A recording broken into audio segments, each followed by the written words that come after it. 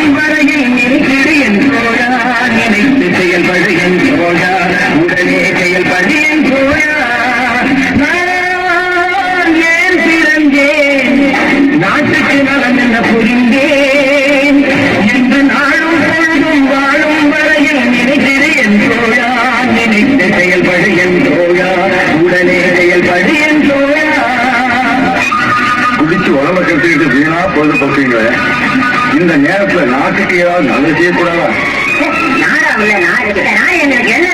நான் என்ன செய்தது நமக்கு என கேள்வி கேட்பது எதற்கு? நீ என்ன செய்தாய் அதற்கு என நினைத்தால் நன்மை உனக்கு. நான் என்ன